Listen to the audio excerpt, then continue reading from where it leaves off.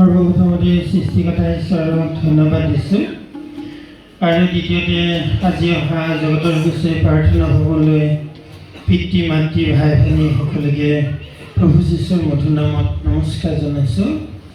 বাৰু প্ৰাৰ্থনা কৰাৰ আগতে দুটিমান জাননী আছে। প্ৰথমটো হৈছে আপোনালোকৰ লগত থকা মোবাইলবিলাক ছুইচ অফ নাইটো চাইলেণ্ট কৰি ল'ব আৰু ইয়াত ভিডিঅ' কৰি নাথাকিব, কাৰণ ঈশ্বৰৰ আজিতো বহুত খঙত আছে, তেওঁ অহা নাই এতিয়ালৈকে।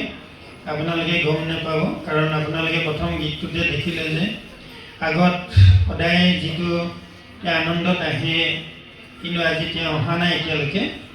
আৰু সেয়েহে আজি অলপমান কষ্ট হ'ব, আপোনালোকে কষ্ট কৰিব লাগিব, তেতিয়াহে ঈশ্বৰ পাব। আৰু সকলোৱে নিজৰ নিজৰ প্ৰথমতে পাপ স্বীকাৰ কৰিব লাগিব। সেয়েহে আৰু সৰু ল'ৰা ছোৱালীবিলাক আমনি কৰিলে যাতে বাহিৰত থাকিলেও আশীৰ্বাদ পাব।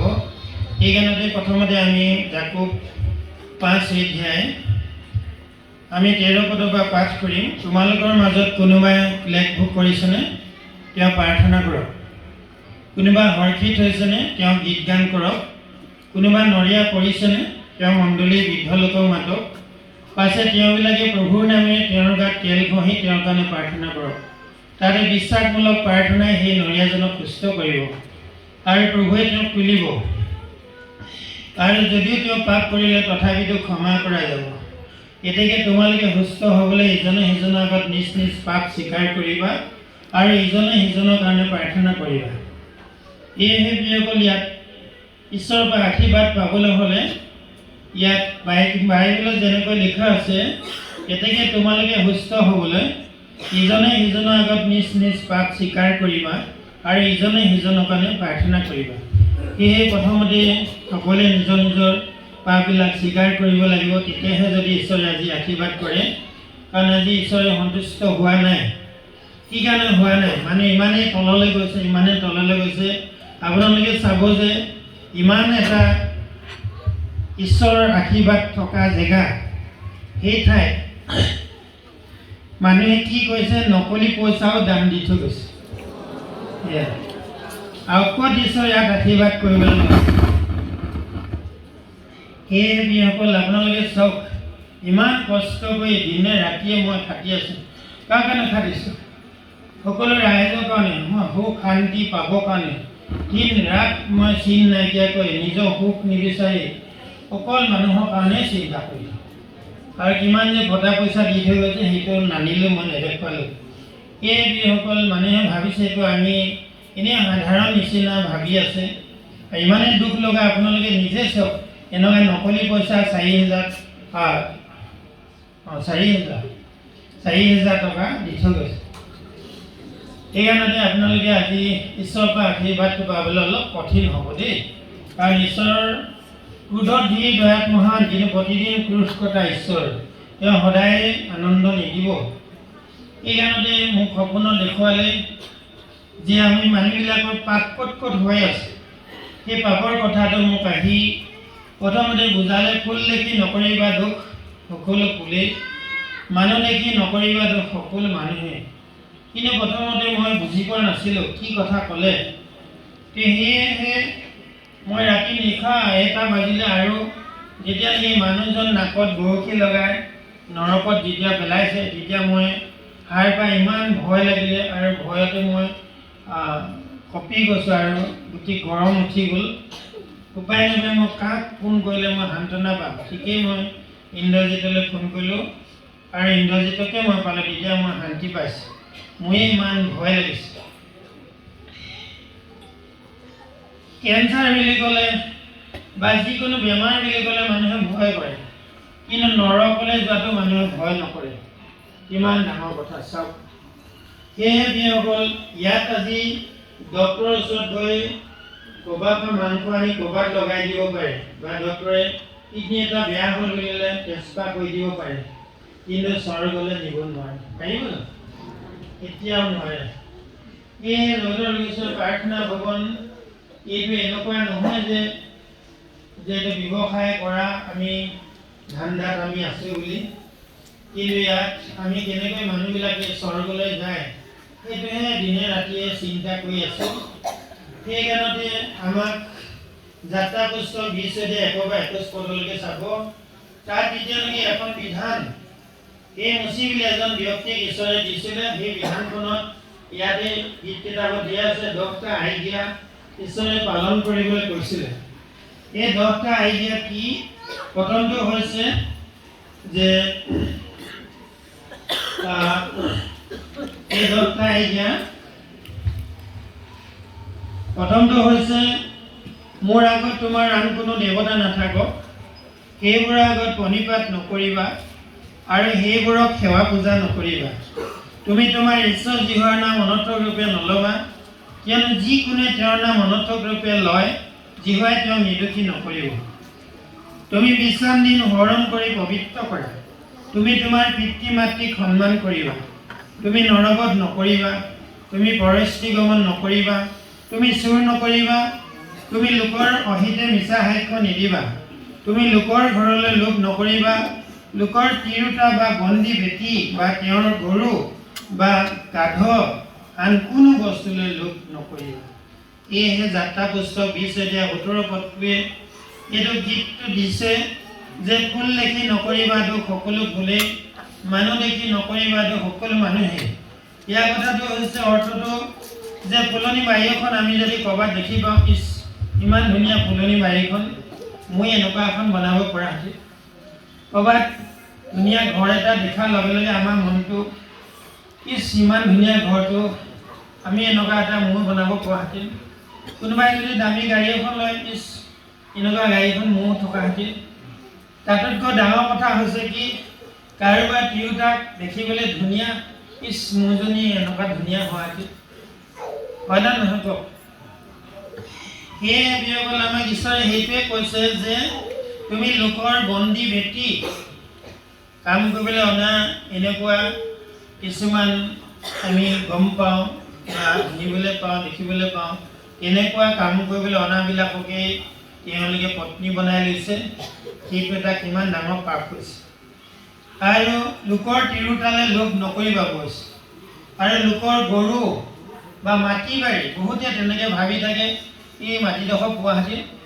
ইয়াক কেনেবাকৈ ফুচুলাই কটাব লাগিব এই তেনেকৈ আমি লোভ কৰোঁ সেয়েহে আমি প্ৰথম কথাটো হৈছে কোনেও ক'ব নাই যে মই পাপ কৰা নাই আৰু পাপ নকৰোঁ বুলি কোনো ক'ব নোৱাৰে এইটো কাৰণতে আহক আমি সকলোৱে আজি যদি নিজৰ নিজৰ অনুতাপ কৰি পাপ স্বীকাৰ কৰে তেতিয়াহে আশীৰ্বাদ পাব কিন্তু যদি নকৰে কেতিয়াও আশীৰ্বাদ নাহিব সেয়েহে সকলোৱে ঈশ্বৰৰ আগত ক্ৰন্দন কৰি আপোনালোকে সকলোৱে নিজৰ নিজৰ ভুল ক্ৰুটিবিলাক পাপনো কি আমি আগতে জনা নাছিলোঁ কিন্তু এতিয়া ঈশ্বৰে কৈছে তুমি তিৰোতা মানুহলৈ কামভাৱে নাচাবা কামভাৱে চোৱাৰ লগে লগে তাইৰ লগত ব্যভিচাৰ কৰিলা কৈছে সেইকাৰণে এই চকুটোৱে যদি বেয়া কাম কৰিছে উলিয়াই পেলা নহ'লে এডোখৰ নৰকলৈ যাব হাতখনে যদি বেয়া কাম কৰিছে হাতখন কাটি পেলা নহ'লে এডোখৰ নৰকলৈ যাব এইকাৰণতে আমি কোনেও ক'ব নোৱাৰোঁ যে মই পাপ নাই কৰা আৰু নকৰোঁ বুলি কোনেও ক'ব নোৱাৰোঁ সেয়েহে সৰুৰ পৰা ডাঙৰলৈকে আজি যিটো নেকি মোবাইলৰ যোগেদি আমি সদায় পাপকে কৰি আছোঁ এনেকুৱা এটা চৈতানে আমাক জালত পেলাই দিলে যেনেকৈ মই ৰাতিপুৱা লেট্ৰিনত বহি থাকোঁতে মকৰাজনীয়ে জালখন বনাই আছে আৰু তাত এজনী মহ আহি কিনে তাত মানে যেতিয়া ফচি গ'ল আৰু সি গৈ কিনে মকৰাজনীয়ে সেই মহজনী এনেকৈ খাই আছে কিন্তু আমাক চৈতানে কেনেকৈ জালত পেলাই দিছে এই এনেকুৱা এটা বস্তু উলিয়াই দিলে আজি মোবাইলটোৱে চব মানুহ নৰকলৈ নিবলৈ ই এখন জাল বনাই থৈছে তাৰপৰা বাচিবলৈ উপায় আছে কি তাৰপৰা বাচিবলৈ এটাই উপায় আছে আমাক পবিত্ৰ আত্মা লাগিব সেই পবিত্ৰ আত্মাটো ক'ত পাব পবিত্ৰ আত্মাটো কিনিবলৈ নাপায় পবিত্ৰ আত্মাটোৱে হৈছে প্ৰভু যীশুৱে দিব লাগিব আৰু আপুনি বিচাৰিব লাগিব তেতিয়াহে আপুনি পবিত্ৰ আত্মাটো পাব সেইকাৰণতে ইয়াত আহিলে প্ৰথম কথাটো হৈছে আপোনালোকে মঠি হাতে দিয়া হাত পদত চাব যে খোজাতেহে তোমাক দিয়া হ'ব আৰু টুকুৰীয়াতেহে তোমালৈ দুৱাৰ মুকলি কৰা হ'ব তো যিয়ে খুজিব সেয়ে পাব যেই বিচাৰিব সেই দেখা পাব পুতেকে যদি কয় অ' মা মই পিঠা খাম কোনোবা মাকে শিল এটা আনি দিবনে অমা মই মাছ খাম কোনোবা মাকে শাক এটা আনি দিবনে সেইকাৰণে তোমালোকে দুজন হৈও যদি নিজৰ সন্তানক ভাল বস্তু দিব জনা তেতিয়াহ'লে তেওঁ আমাৰ পিতা হয়। কিন্তু প্ৰথম কথা মাৰ্ক 11:24-25 পদত কৈছে, তোমালোকে প্ৰাৰ্থনা কৰিবলৈ থিয় হওঁতে কাৰোবাৰ বিৰুদ্ধে যদি কিবা থাকে তাক ক্ষমা দিব লাগিব আৰু প্ৰাৰ্থনা কৰি সকলো পালো বুলি বিশ্বাস কৰিব লাগিব, তেতিয়াহে পাব। সেইকাৰণে ঈশ্বৰৰ ওচৰত খুজিব লাগিব। আমাৰ ইয়াতে হিন্দী বাকী দুজনমান লিখিছোঁ।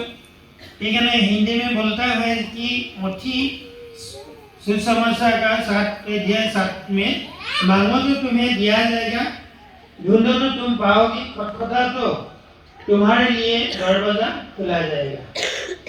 क्योंकि जो कोई मांगता है उसे मिलता है और जो ढूंढता है वो पाता है और जो खटखटाता है उसके लिए दरवाजा खुला जाएगा। यहाँ में क्या बोलता है? मांगो तो तुम्हें दिया जाएगा, खटखटाओ और ढूंढो तो तुम पाओगे और खटखटाओ तुम्हारे लिए दरवाजा खुला जाएगा। इसीलिए यहाँ में आने से पहला किसका नाम से मांगेगा, कौन देगा? इसीलिए प्रभु यीशु बोलता है कि मेरा नाम से जो मांगेगा वही देगा। इसलिए तुम में से ऐसा कौन मनुष्य है कि यदि उसका पुत्र उससे रोटी मांगे तो वो उसे पत्थर दे, या मछली मांगे तो उसे सांप दे? इसीलिए जब तुम बूढ़े होकर अपना बच्चों को अच्छी वस्तुएं देना जानते हो तो तुम्हारा स्वर्गीय पिता अपने मांगने वाले को अच्छी वस्तुएं क्यों नहीं देगा? इस कारण जैसा व्यवहार अपने लिए तुम चाहते हो कि मनुष्य तुम्हारे साथ करे, तुम भी उसके साथ वैसा ही व्यवहार करो, क्योंकि व्यवस्था और भविष्यवक्ता की शिक्षा यही है। मरकुस 11:24-25 में बोलता है, इसलिए मैं तुम्हें बताता हूँ कि तुम प्रार्थना में जो कुछ मांगोगे विश्वास कर वो तुम्हें मिल जाएगा, मिल गया है, वो तुम्हारा हो गया है। और जब कभी तुम खड़े हुए प्रार्थना करते हो तो यदि तुम्हारे मन में किसी की ओर से कुछ विरोध है तो क्षमा करो, इसीलिए कि तुम्हारा स्वर्गीय पिता भी तुम्हारे अपराध क्षमा करे। इसीलिए हम लोग আমি সকলে নিজৰ নিজৰ পাপ স্বীকাৰ কৰিম আৰু কাৰোবাৰ বিৰুদ্ধে যদি কিবা আছে, আপোনালোকে মনত কাৰোবাৰ বিৰুদ্ধে কিবা যদি আক্ষেপ লৈ আছে, মনত আপুনি তেওঁৰ প্ৰতি বেয়া ব্যৱহাৰ কৰি আছে, সেইটো আপুনি আজি ক্ষমা বিচাৰক, তেতিয়াহে ঈশ্বৰৰ আশীৰ্বাদ পাব। কাৰণ ইয়াত ঈশ্বৰে দেখুৱাইছে, কোনোবা শাহুৱেকে বোৱাৰীয়েকক দেখিব নোৱাৰে, বোৱাৰীয়েকে শাহুৱেকক দেখিব নোৱাৰে, বাপেকে পুতেকক, পুতেকে বাপেকক, ওচৰ চুবুৰীয়া, এই সকলোবিলাক আমি ঈশ্বৰৰ ওচৰত ক্ষমা বিচাৰোঁ, তেতিয়াহে আজি ঈশ্বৰে আশীৰ্বাদ কৰিব। আহক আমি সকলোৱে পাপ স্বীকাৰ কৰোঁ। আপোনালোকে সকলোৱে থিয় হৈ হৃদয়েৰে ক্ৰন্দন কৰি ঈশ্বৰৰ ওচৰত কওক, হে প্ৰভু যীশু, সৰুৰ পৰা আজিলৈকে মই যিমান পাপ কৰিলোঁ, মোৰ সকলো পাপ ক্ষমা কৰি দিয়া। আৰু আপোনালোকে সকলোৱে ক্ৰন্দন কৰক, চকু বন্ধ কৰি, আৰু মই আপোনালোকৰ কাৰণে প্ৰাৰ্থনা কৰোঁ।